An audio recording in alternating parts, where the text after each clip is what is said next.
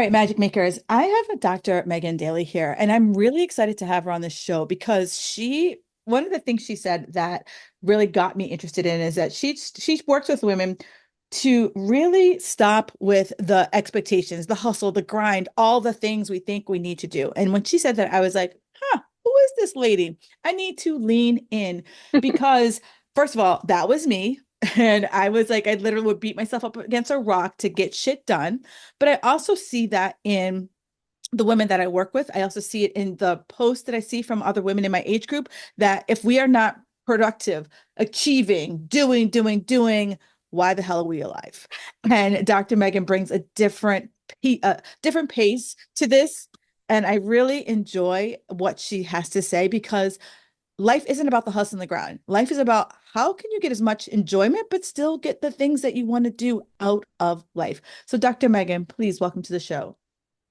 Hi, thank you so much. And I love that intro, right? It's okay, so the movie reference I'm about to say, I've actually never watched Donnie Darko, but I'm fairly certain it's that movie that opens with the scene and he says Rosebud.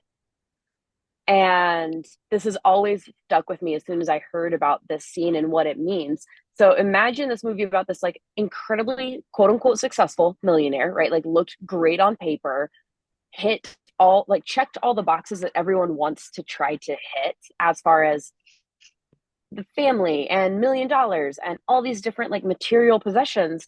And all he was reflecting on his deathbed was this sled when he was a little kid because it was the last time he actually remembers feeling joy sledding down the hill on this rickety thing when he didn't have money, right? And I think that's such a beautiful reminder of like, Yeah. okay, if you were on your deathbed tomorrow looking back, like it's not going to be the accolades and the moments of hustle that you reflect on and be like, yeah, I lived my life full out. Those aren't going to be the Yeah. moments. So why are you living in a way that isn't in alignment with that? Yeah. It's funny that you say that because I think some people, hopefully you don't come to Jesus on this on your deathbed, but I think people come to Jesus with that, with, a death of maybe a close friend, a parent, a loved one, where you kind of look at like, wow, they weren't able to achieve whatever. What am I doing with my life? Mm-hmm. And it's Yeah, it sad was my that, for me. yeah. And it's sad that it's like it takes that as your wake up call. Yes. That's exactly it. That's literally like if we were able to kind of like distill like my mission down, it's so that women don't have to get to that kind of trauma Yeah. in order to actually wake up to like, am I on my path, Mm, mine truly, or have I just been checking the boxes and following the shoulds and the expectations and ended up with this life where, and honestly, a lot of us do this, and it's not even necessarily that we follow these arbitrary, like yes, we follow the arbitrary boxes that society tells us to, but how we do that is a little bit more subtle in how it falls out of alignment. mm, We follow, it's like, okay, cool, I can check the boxes, and then I want to do it by following this path that's expected of me by my parents or whoever it right. is, right? Like whoever's voice is consistently in your head. And we tend to find something that we do at least somewhat enjoy, but it's this like adjacent thing to what's actually our aligned path.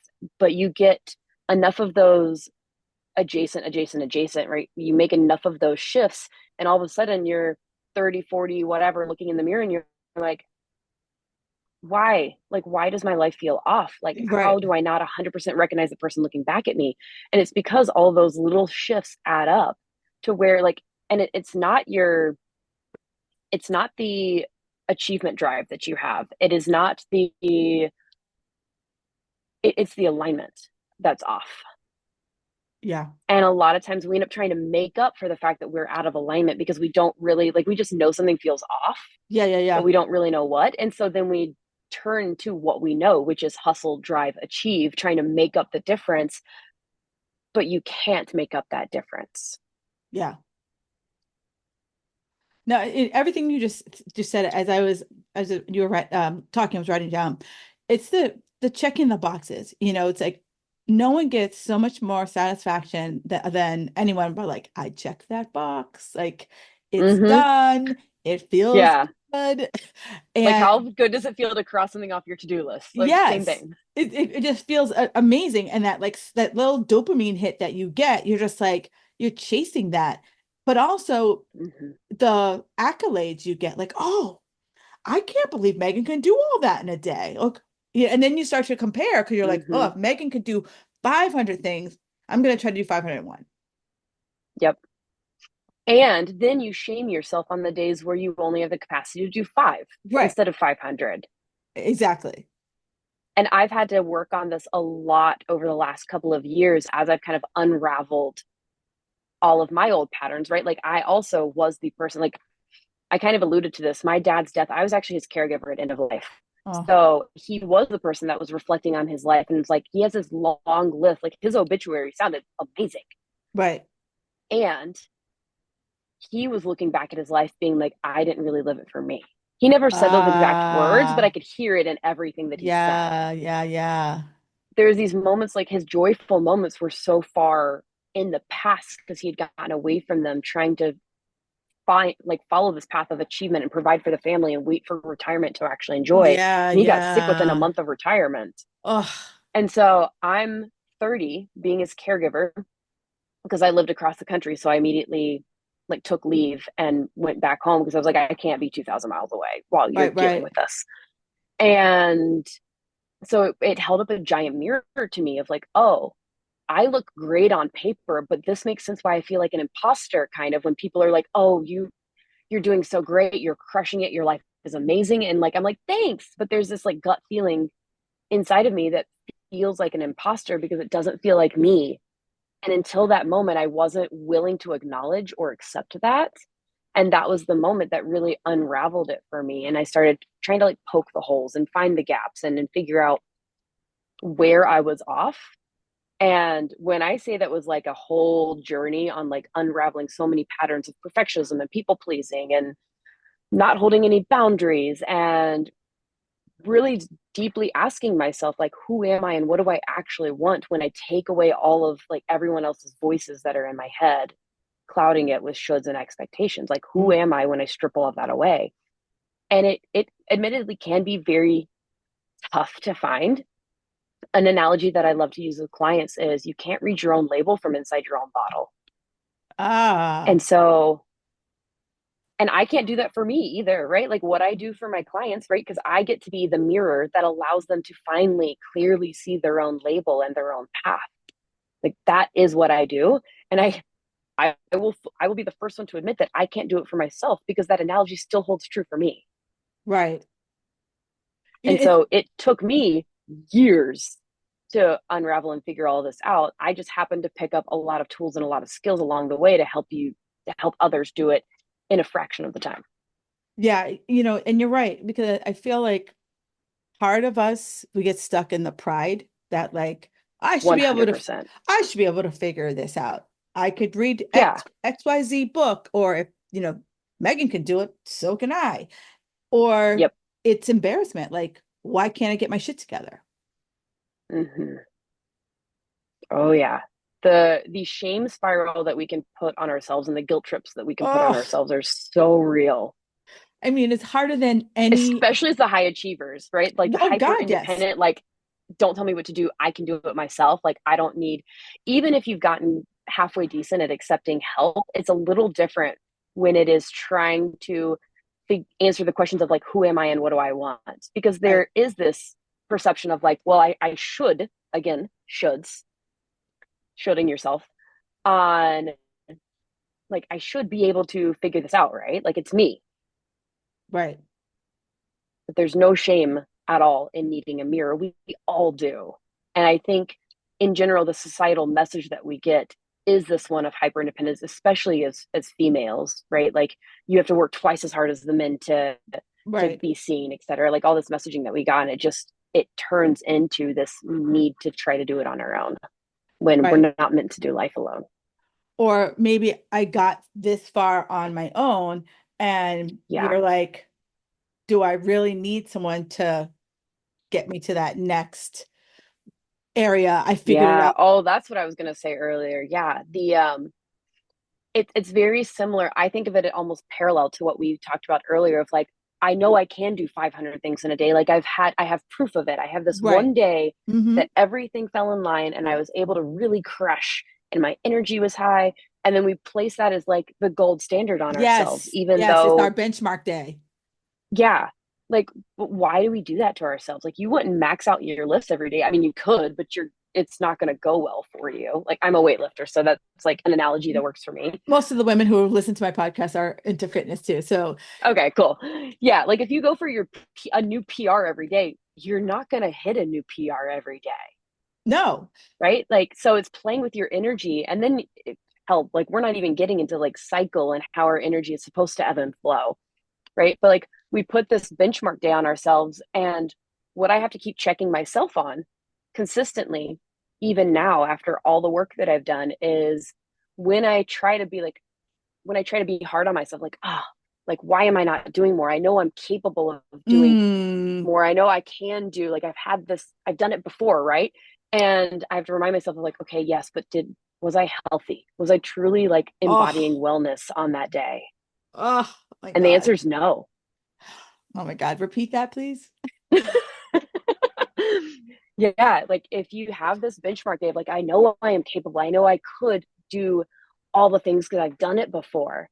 And you have to reflect on, but yes, but were you truly embodying wellness in those moments? It's like that. I'm going to pause this right there because you just said so much stuff right there. First, for most of my women, we work out, and you're right. I see it all the time. I have my benchmark there, so it's like I was able to work out, eat, blah blah blah blah, and then life comes at you, and you're like, well, clearly I can only do it when the stars align, right? So it's Mm-hmm. that all or nothing. Like if the stars aren't aligned, then everything falls to hell. The Yeah. second piece that you said was the I must PR every day. Like, who is this independent judge that's like up here overseeing your life and being like, Megan, you did 50 pounds yesterday. What the fuck you thinking picking up 25 today? Like, who are you? Yeah. Yep. And it's Exactly. like then it's like we don't look back to be like, oh, well, I didn't get a good night's sleep last night. So maybe going to the gym at 5 a.m. isn't a good idea. Or if I do Mm-hmm. go to the gym at 5 a.m., maybe today's not the day I'm going to max it out. And if that happens, I don't have to beat the crap out of myself because I got a good bad night's sleep last night. Because sometimes when women, I'm over 40, I don't get a good night's sleep a lot. I got kids, they didn't sleep last night, Mm-hmm. whatever, life. You were thinking about all the things and you didn't get a good night's sleep. Like, but we don't go back to the sleep. We're like, it's a 5 a.m. I go to the gym. It's what I do, who I am. Yep. Yeah. And I think you hit the nail on the head there, where it's that permission of being okay with not going all out, right? So maybe Yes. you do get up and go to the gym, but recognizing like, okay, my capacity is different today than it was yesterday, than it was last Tuesday, whenever, right? So, what feels good for my body today, and allowing that to be true for you, no matter what anyone else says or expects of you. Because I will say, like, especially if you're in a gym where it's like a class that you're taking and you have this perception as someone who goes hard, like being able to stand in your knowledge of yourself so strongly that if someone else in the class has some expectation on how hard you're going to push that day, you're able to just stay in your lane and do what's best for you. All right, you said so many things again that were just I think if I am a woman listening to this, first of all, you're not going to take every little thing here. I want you to find like one or two things that like just resonate with you that just was that like, Mm-hmm. holy shit, she just saw me right now. Like, how does she know my life? Like, take those are the intuitive hits that I want you to really like lay into. But the thing you said, my capacity. And I Mm-hmm. feel that so many women discount their capacity and discount their capacity changes from season to season. It's like, Mm-hmm. right now it's where, I could be moving into a season where my kids are elite athletes and I'm running all over the place, getting them here, there, and everywhere. So my capacity to do other things is pretty small, but I'm still going to beat the shit out of Mm-hmm. myself because I still think I should be able to do all the 500 things, plus get my kids all around, plus work, plus, plus, plus, plus, plus. Where once their Yep. season is over, I'm going to have a little bit more capacity, but I'm going to discount the fact that I'm helping my kids out. I like that just didn't, Yeah, that doesn't even count. 100%. That doesn't even like they're my kids. Like it doesn't even count. Like you're not even, in your scorecard of life, you're not even putting that even on the scorecard. Exactly. Yeah. And it makes me think of, I don't know if you saw the Barbie movie, but the monologue that America Oh, yeah, Ferrera yeah. goes off on in there is what just came to mind. So for anyone who hasn't seen that movie, it really is just pointing at all of these expectations that we as women have taken on from society of give your kids 100%, but also give your job 100%, but also give your husband or your wife 100%, but also give, right? Like you don't have 800% in your tank, like at any Right. given point. And so it's being able to recognize, okay, where's my capacity and what can I give to these different areas, right? Like where truly, and I think a lot of this comes down to being very honest with yourself about where your priorities are in this season Yeah. And and that's, allowing the others to be okay. So I think of it like a spinning plate analogy. You have yeah. all these different plates spinning in front of you on sticks, and you're trying to keep the speed up so that they don't just like crash. But at the same time, so like each plate, like one's mom and one's coach and one's business owner and one's wife and one's whatever it is, right? Like one's friends, all these different plates. And you have to recognize that there's only so many that you can actively be speeding up at one time. And you have to be okay with the others slowing down. And it's just being really honest about which few are getting your attention in that moment. Because if you keep trying to put your attention on all of them, they're all going to crash and burn.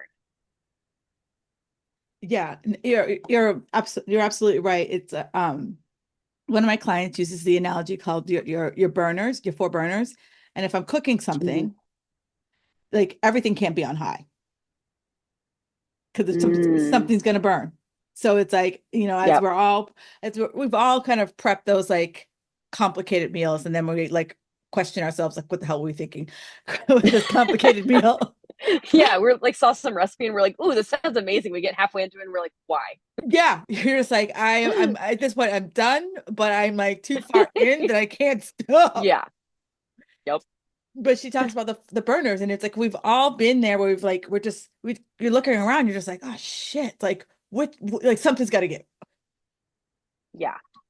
Yeah, and I think like what I said earlier, it really is being very honest about your priorities because so often we get really stuck in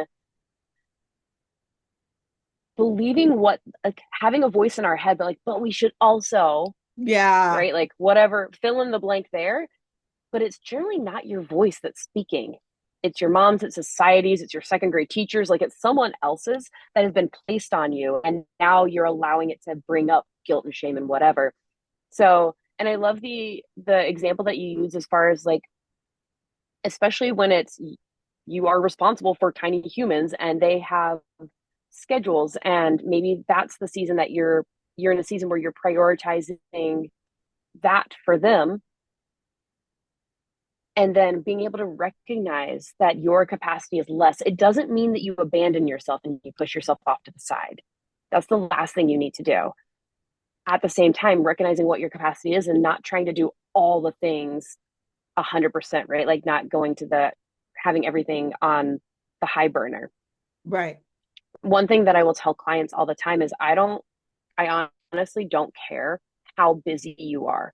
Whenever you sit down and look at planning out your schedule, whether you do that monthly, weekly, doesn't matter. Go through, think of your capacity and think about what am I willing to commit, 100% commit to giving Ooh, myself for self care. And then put those blocks in your calendar and hold a boundary with yourself that those don't move, that those are non negotiables now, yep. barring like someone being hospitalized, unnegotiable. Yes.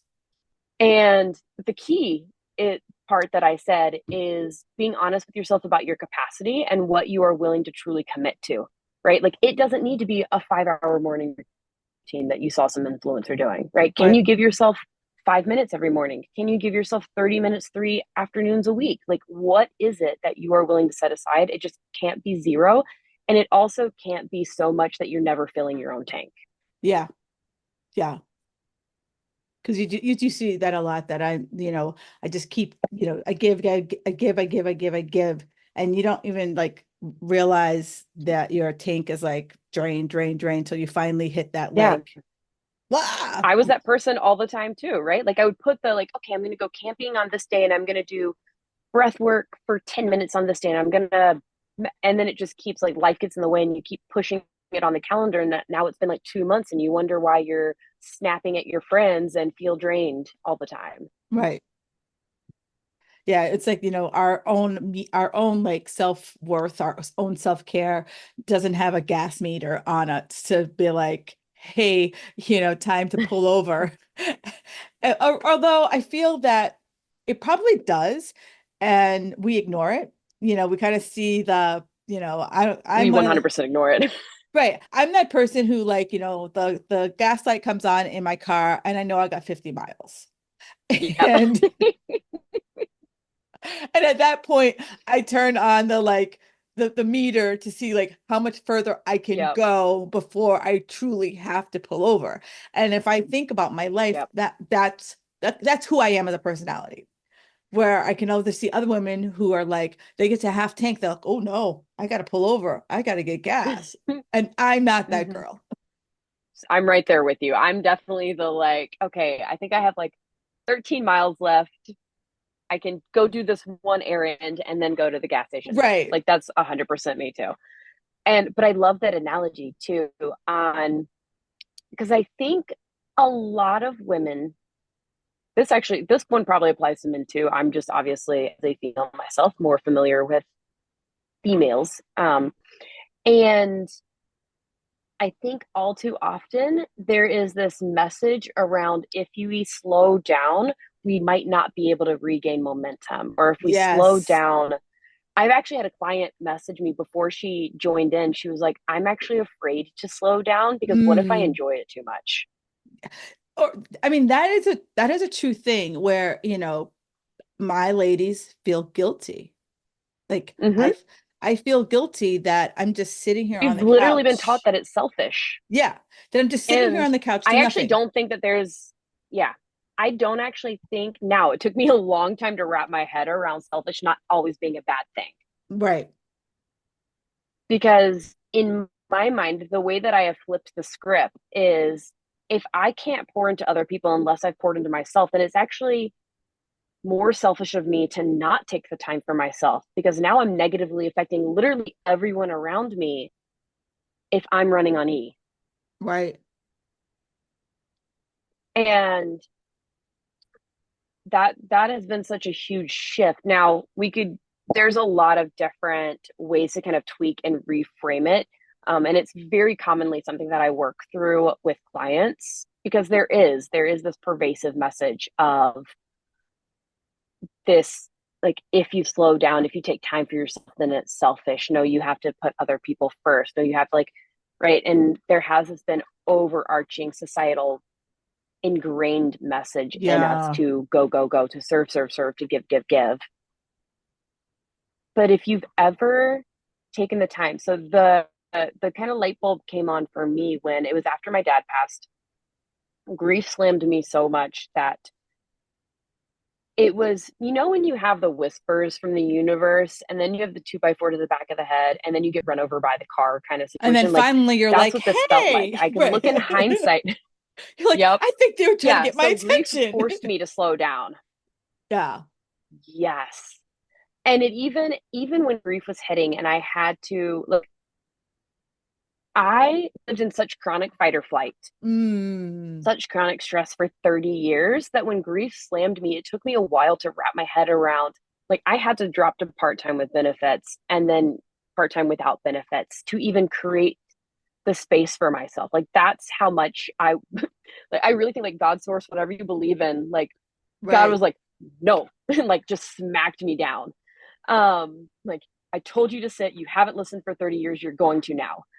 And it really was this aha moment because after I did slow down, after I actually started unraveling some of this and doing the self-care and pouring into myself in various ways.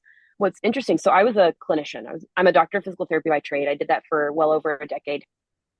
And this happened about 6 or 7 years into treating. And when I came back into the clinic while I was doing the self-care work, I had patients that had been with me for years and they were like, I don't know what's changed. Like I know most of them knew about my dad. They're like, I know you went through a hard time, but something about you is different. And you know how I know is that I'm feeling better faster and I don't know why. Hmm. Like I was getting better patient outcomes significantly the more that I actually prioritized self-care.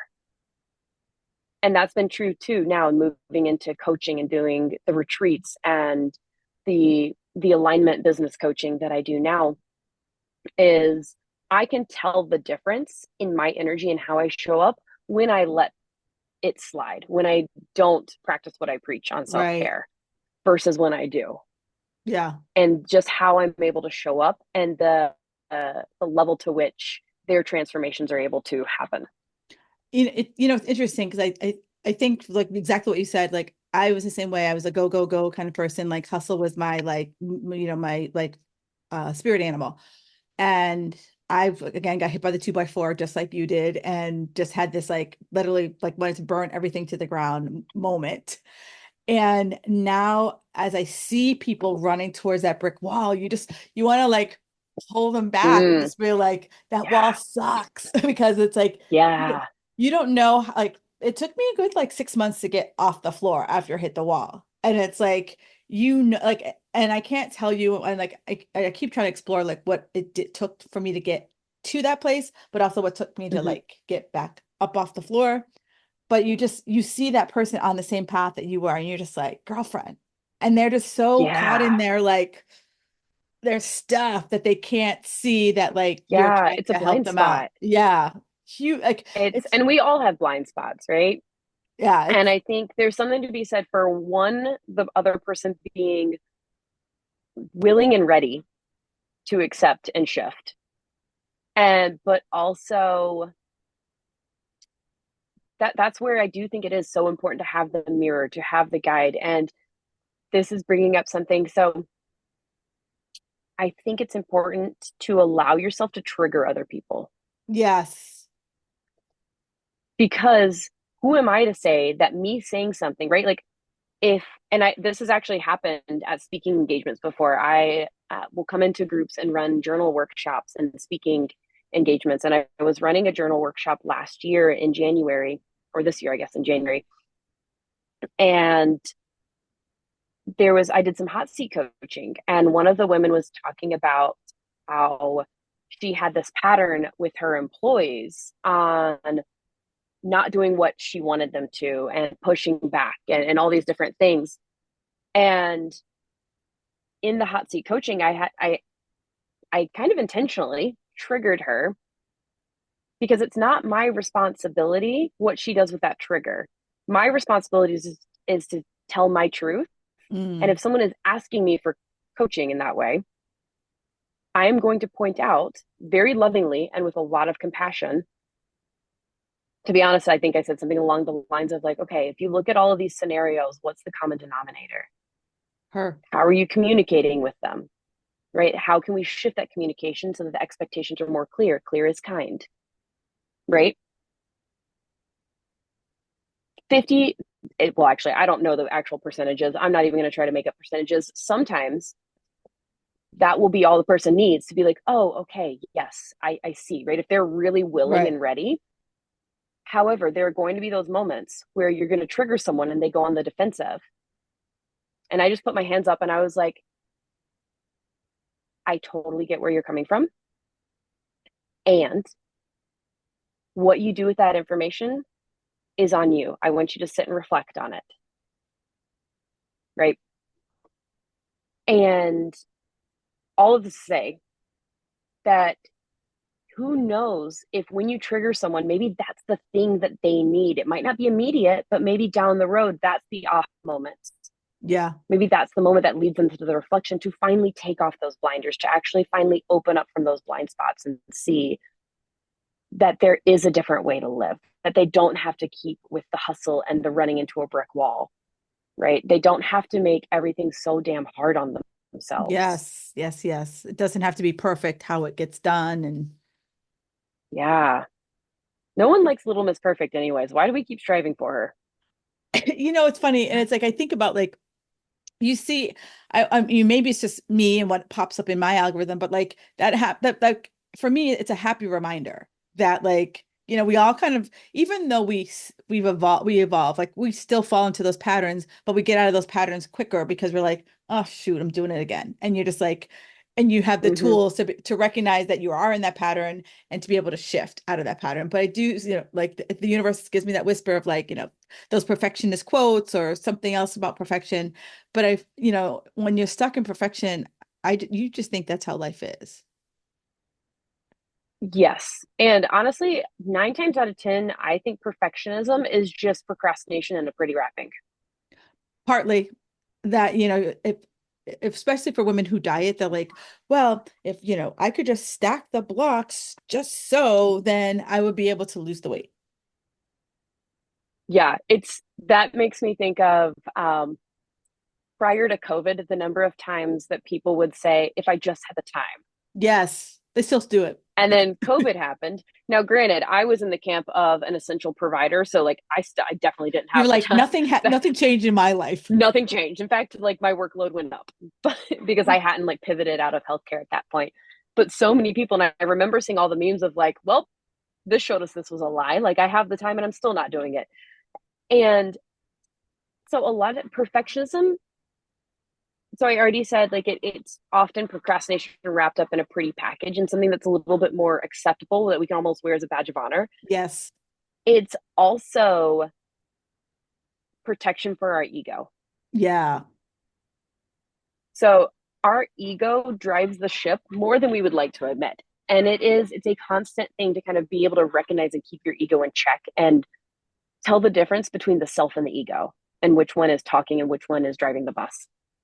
And when I catch myself back in perfectionism, it typically is because my ego is now wanting to be in control and to be quote unquote right about something. So whether or not, like I've noticed this recently come up when I got triggered, like my abandonment wound got triggered. And so then my I turned into that perfectionistic tendencies with a couple different things that I was doing because my ego was now trying to control the situation to be like, okay, well, right, like those old patterns from when I was a kid that if I am better, if I do all the right things, then I won't be left. I'll Yeah. be found worthy of love, right? Yeah. When the person like my partner didn't intend to trigger me, he was Right. just Doing staying in him. his truth and is Right. not going to abandon me. But that's what Right. my ego said. And then my ego responded with perfectionism until I was like, wait, right? Because now I have the tools to be like, ooh, I'm doing it again. Okay, let's Yes. sit and reflect on where this is coming from.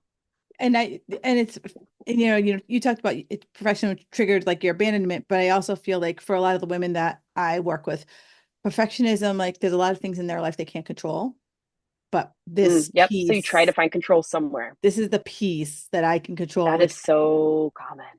all the other, it could be multiple areas are out of control, but this little piece right here, I got this. And it's part ego and part just like I need to own something. Like I need something Yeah. that I doesn't feel chaotic to me. Yes, exactly. And I think that's such a good point because there is a way, I truly think that there is a way to do that in a healthy, truly embodying wellness kind of way. And it's when we go past the edge, when it's like, okay, there's controlling what I can control, and then there's forcing control outside of those bounds just enough. So now it turns into perfectionism. Right. Yeah, that's one of the biggest things I see here. And so then it turns into this everything else must fall into this same place that my job, my kids, this all must have some form of Mm-hmm. control, which, as we've been alluding to, leads to this burnout because you've put these expectations that you need to be, super mom, super, woman at the office, super spouse, super insert all the things you're trying to Mm-hmm. be super at. Yep. And you end up just leaking your own energy and your time all over the place because you're trying to do all these different things that really it honestly just leads to more frustration because again, you can't control it. And the more you try to control it, the more the universe and the other people involved are going to push back, or it's not going to go in the direction that you want it to 9 times out of 10. Like that rarely works. And this can be something as simple as like trying to intervene in your kid's job search or trying to be the peacemaker. This is the one I see a lot because it's well Yes. intentioned, right? It's being the peacemaker between family members or Hmm. friends, right? Like that's not you. That's Yeah. let it go. I see that a lot between the mother child and Hmm. partner that, someone is the bridge that like if Hmm. if it's the mother and the child that doesn't get along, then the spouse becomes the bridge and vice versa or in-laws and like if you're that bridge, like at some point your structure's just gonna fall into the river. Yeah. Um, so as people are like listening to this and they're kind of starting to be like, if we've triggered you, I'm gonna apologize, but not apologize. Um, because I bring people on this because I know what I felt and it felt like shit. And I didn't know at the time, like you don't know what you don't know at the time. And so I didn't Hmm. know that one, I was on the fast track to burnout. Two, I didn't know I was burnt out. I just was like, I just had no for anything that I wanted to do in my life. Yeah. But I knew what I was like, I didn't think it was what I was doing. I thought it was everything, not like a specific thing. But I know Hmm. that you have a tool that you work with women who kind of might be like, oh my God, I know that feeling of like, I'm doing this, I go to work every day, but why? Or, I'm trying to figure out what I want to be when I grow up. Yeah. Yeah. So that's that's really like in the grand scheme of things, like that's what I do. Um, and first up, I want to circle back to the first thing you said with like the trigger and apologize, not apologize, and very quickly just say that like really it comes down to taking radical responsibility for what you can control and your part in it, but then also allowing and opening up space for them to take radical responsibility and then allowing the chips to fall where they may, right? Like if you trigger somebody, absolutely apologize, take radical responsibility, but also allow them to take the onus and release any expectation on the outcome that you may have. They may not take onus, and that's okay, right? Then you just have to decide where you stand in that. So, and then speaking to burnout and finding your path, finding what that something more is for you, and getting really clear, right? Like, especially if you're the person who's a multi passionate and you have all these different ideas and to the point where it's almost like this mental fog is created because there's so many different possibilities, but then you often end up just kind of staying along the path that you know because there isn't clarity through this mental fog of all the different things. Like Right. that's what I do is help you. Like it's not confusion. It's just all of the conditioning and all the expectations clouding the way for you to get to the clarity. Hmm. So what I do I call them my 180 sessions, and it's really break down with a lot of really deep reflective questions and prompts. Again, I'm not any kind of guru. I'm just the guide. I'm the giant mirror that can Mm. hold up, allow you to see clearly through that fog now onto really what is my path? What's my aligned path? How do I break up with burnout? And what are the various things internally that I need to have clicked into place that I've gotten a little off on in order to be able to actually move down my aligned path, right? Because if our internal environment is chaotic, we're not going to be able to create the external environment we want, Right, period. right. So my sessions really are kind of two things. It's one, getting really clear, super clear on what your path is and what the next like 3 to 5 action steps are that will make massive launches towards it. but then also dealing with, okay, what habits, what boundaries do you need in place, both internal and external, to create the internal environment that will actually allow you to then take these steps. Yeah. And as you talk about, like boundaries, earlier you talked about how like, put your non-negotiables and like, box them into your calendar. For a lot of Mm-hmm. women, boundaries are just a challenge, because it's like I put Mm-hmm. it up and it's like a wall, it's like a wall of paper, it's like I put it up, but like pretty much anything could bash through that paper barrier. Yeah, that's where I think it's really important to know your why behind Mm, the boundary. Like, what's the result that I'm going for? Or why do I have this in place? If you don't know that deeply, yeah, you're going to move it for any little thing. right. It's going to become an inconvenience versus, so like, even the boundary of, I'm going to go with a relatively easy one, like the boundary that, okay, I'm going to walk outside for 10 minutes every single day. We'll just come up with like a fairly basic one for an internal boundary. And I have it set on my calendar. That's a boundary. No one talks to me from, I don't know, 3 p.m. to 3:10. Like that's my walk time. And if I know that 10 minutes of walking, right? So 3 p.m. is very commonly when people start to kind of go on autopilot in the Yeah. afternoon or feel like Hmm. they want to break. So something like a 10-minute walk, okay, I know that if I do that, I will feel like I get a second wind. It will boost my energy. I will increase my productivity if I need to be productive. If I need to be creative, it will increase creativity. Like what does it do for me? If I don't know that, I'm Mm, gonna move that. I'm gonna just scroll on Instagram. I'm gonna allow myself to just like sink into the couch and eat popcorn, or I'm going to try to push through work when I would do so much better if I just took 10 minutes to go walk outside and then got back to work. right. Right. Like, have you ever found that moment where you like fight yourself? Like, you're like, no, I Oh God, yeah. have to get through this work stuff. All And the it's time. not actually like productive energy. Like, you would do so much better if you just took a break and came back. You'd crush the same amount of work in like a third of the time. It's so much, I've been on my own a little like challenge, my own little personal challenge with my steps. And the other day I was sitting here and it was like I look out the window, it was starting to get dark, and I was like, oh, I told myself I was going in 10 minutes. Oh, I told myself I was going in 10 minutes.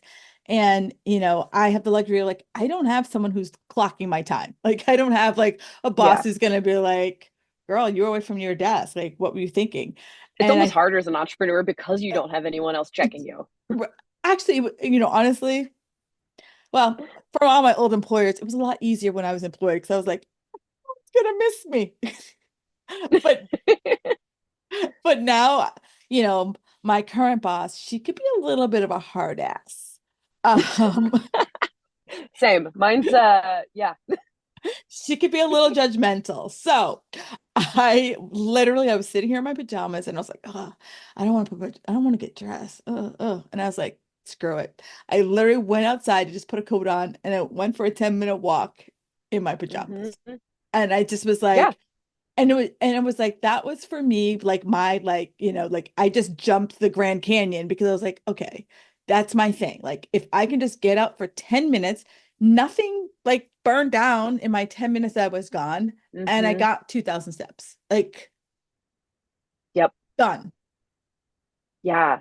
It's those little things. And one thing that you pointed to is like there was something that you didn't want to do that was in your mind a prerequisite for getting the 10-minute walk done when really, so this is something that I tell clients all the time is if you find yourself stuck or putting something off, one is how can this feel easier for me right now, and two, Mhm. how can this feel more fun, right? Like you, who cares if you go walk around in your pajamas? You know how many times I walk around my neighborhood in my bathroom because it's cozy and I like it and I don't want to get put actual clothes on.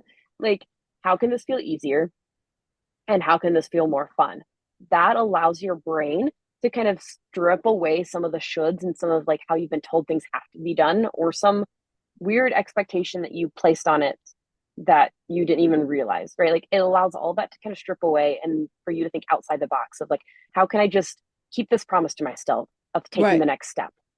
And that really the easy barrier was all I needed was because I was like, oh, I don't want to get dressed. Like it was just like the hassle Mm-hmm. of getting dressed. And I'm like, screw it. I'm not getting dressed because how many people are looking out out their window and be like, oh, I think she's in her pajamas.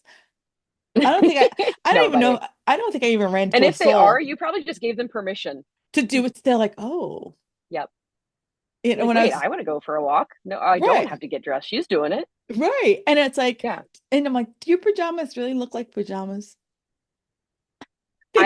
I went to an event the other night and legitimately wore my pajama pants because they had this floral print on them. And I was like, huh, these could totally pass for something.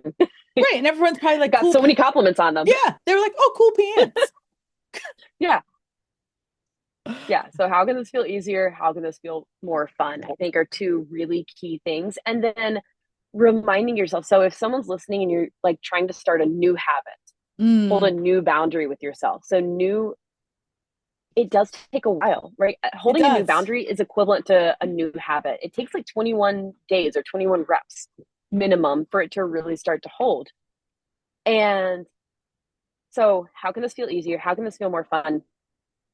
Remembering your why is Yeah. key. And then also, to a certain extent, just saying, like, okay, hey, I told myself I was going to do this. I'm going to hold this promise to myself. Because if I can't keep this promise to myself, how am I running the rest of my life? Right. Like that's the verbiage that I use in my head because Yeah. I remind myself how you do the small things is how you do everything. So Mm, if I can't hold this little promise to myself, what message am I telling internal me that I can't be trusted? Well, that's like I literally have trust tattooed on my thumb as a reminder to right. continuously show up for myself and hold even the little promises to myself. And then as you get the reps in, it will become easier and easier because, like you said, you got back from your walk and you're like, I feel so much better. I got these steps in. It's a dopamine hit for you to keep a promise to yourself, Right. right? So all these little things, and I will the caveat for anyone listening: please don't try to start like 5 new boundaries at once. Oh my God. Yes. One at a time. I know that's One at a time. do you know how many If you try to do times all of them, it's going to turn into the spinning plate or like the running all the burners on hot thing, and it's all going to burn and crash. Like one at a time. so many times I will, start new clients and I'm like, okay, I have a thing called non-negotiables and I just want you to pick like 1 to 3 like challenging but Mm-hmm. doable things. And then I get back like a list and I was like, I s- You're like, I said 1 to 3.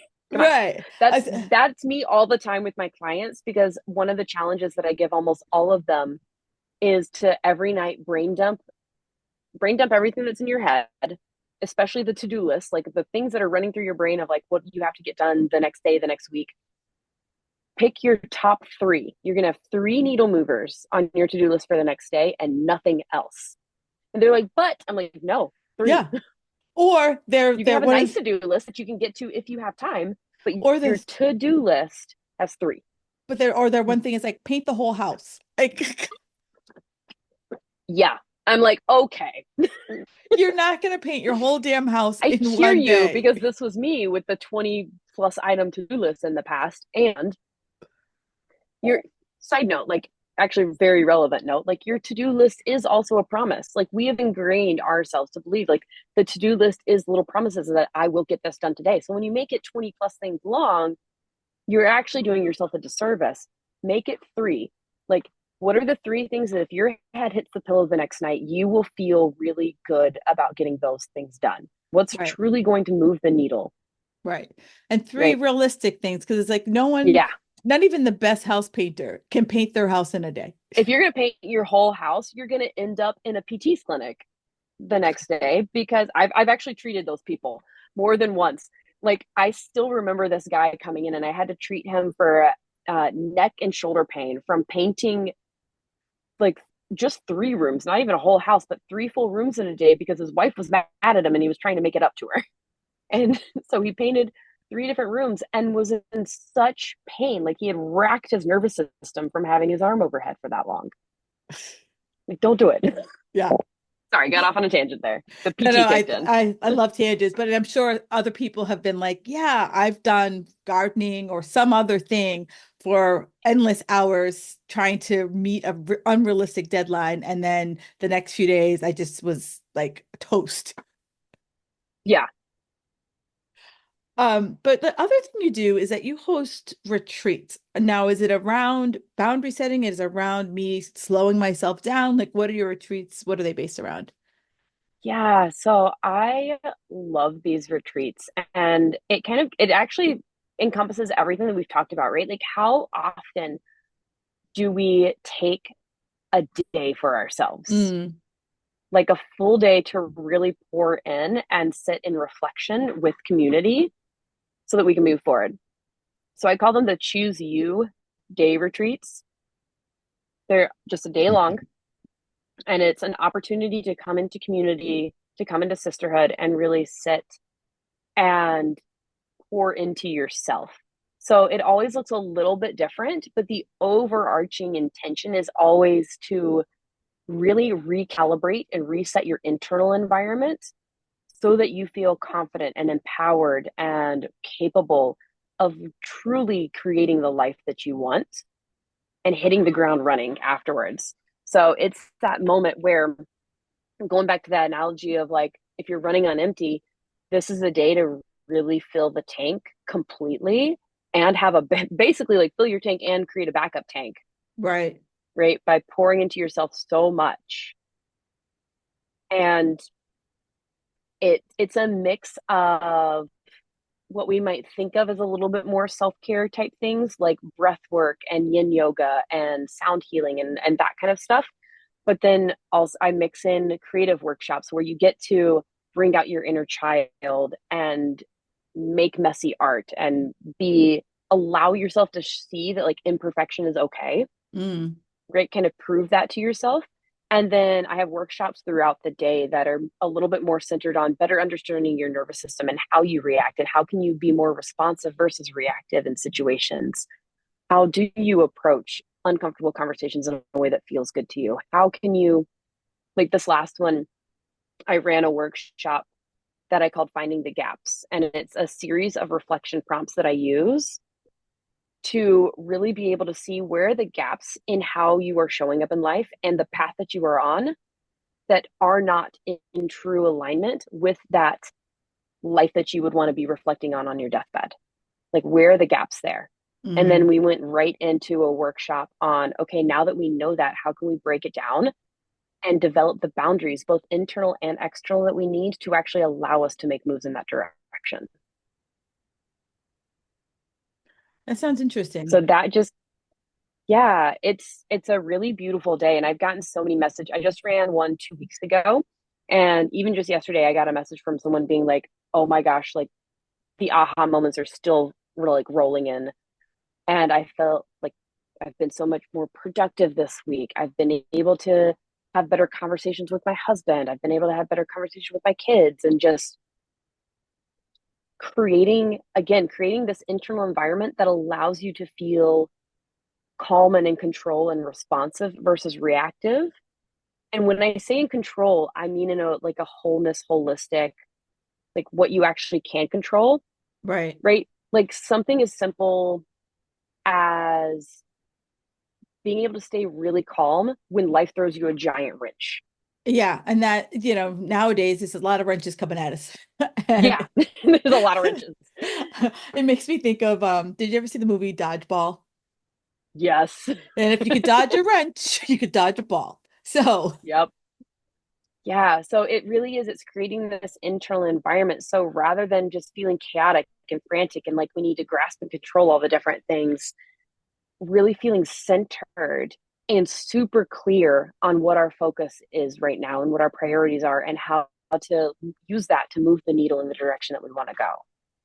So that's, if I had to say like what the difference is, like the one-on-one sessions that I do are really individualized and help you get very clear on your what your aligned path is forward and the little things that you need to create the internal environment in order to create the external. This is a take a day to really pour into yourself, fill your gas tank up, and at the same time let's start to get some clarity. Let's start to put a lot of actionable things into place.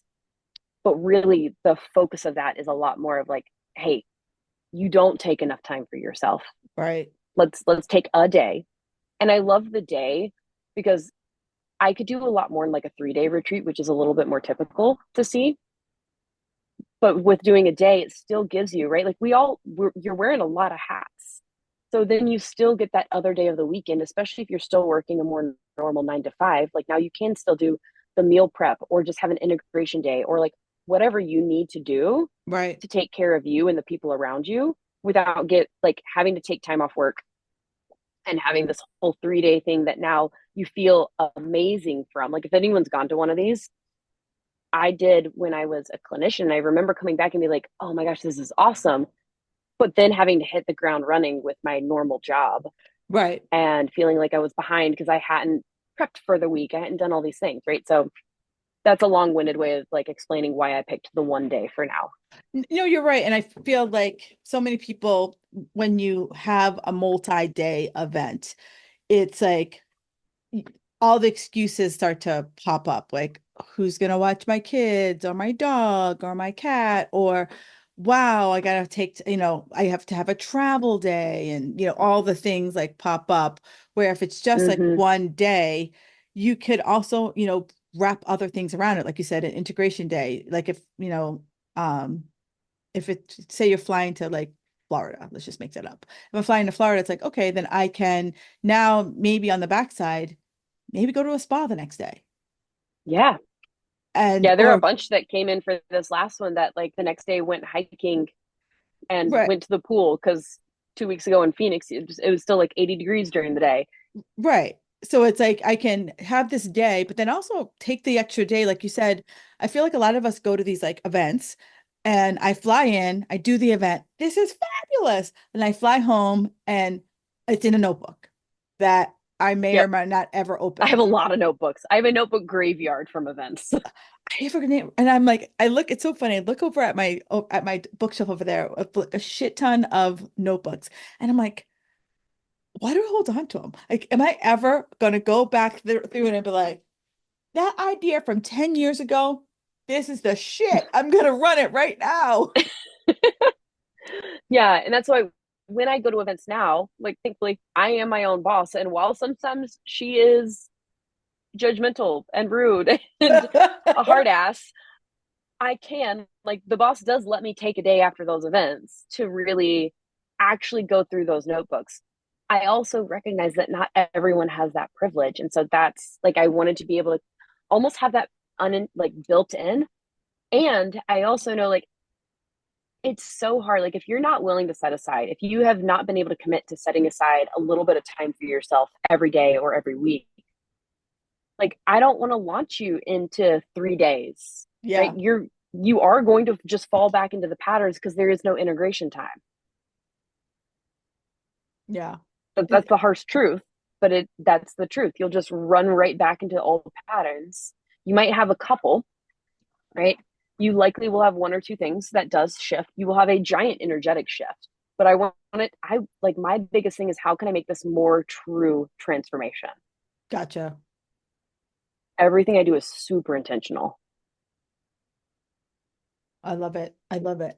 Now, there's one thing that I ask all of the people who come on my show. What's one thing that makes you feel magical? Oh, dance. Ah, any particular Yeah. type of dance or just dance in general? I hip hop dance. Oh, nice for you. Good for you. Yay. Yeah. But as far as the magical part, I think it's probably equal between just putting music on and just moving in the morning, which there's no choreo to that. That's my current practice of allowing myself to be imperfect and not caring what it looks like.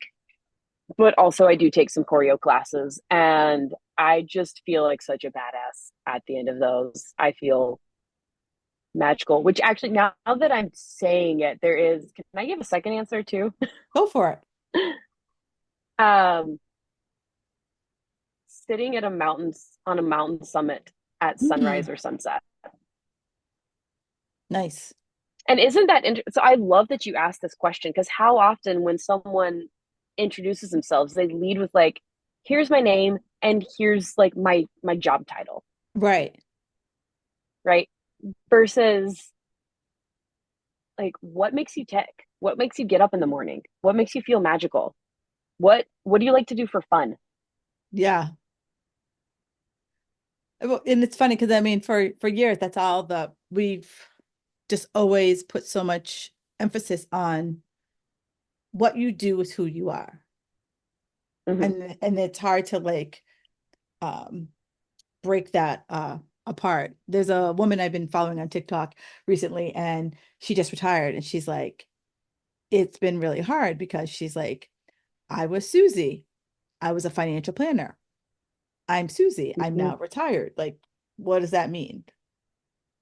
Yeah. Oh, I went through so much of that when I left the clinical world and was like, okay, if I'm not leading with I'm a doctor of physical therapy, then who am I? Right. Going back to that, like just because you identify as something does not mean it needs to be tied into your identity. Yeah. And And there's a she's lot of work and a lot of power in dissolving those ties. Yeah, and she's like things that like, I'm trying to tell, not like the soon to be retired people now, like break that apart because she's like, you leave and you're just like on this island of like misfit people. Like, well, who like I no longer like I'm not a financial planner anymore. Like, well, who am I? I'm just Susie. Yep. And that's all you need to be, And she's like, right? it took us, she's like, it took me a year to finally be cool with like not saying like Susie retired. She's like, just be like, hey, I'm Susie. It's cool. Like, I don't need to have a comma. Yeah.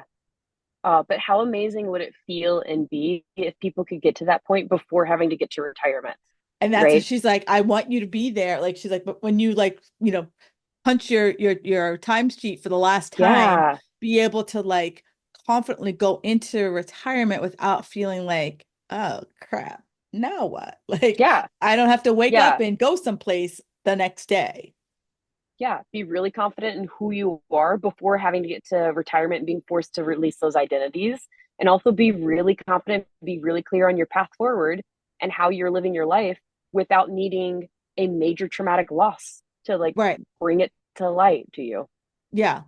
And that's why I wanted to have this conversation with you. And I love that. And I'm hoping that, many of you have had aha moments, right? And if you've had 50 aha moments, great. Write them down. However, scan through and just intuitively what hits right now and start working on that. And when that works its way through, come back to the list of your notebook graveyard and find out what hits again.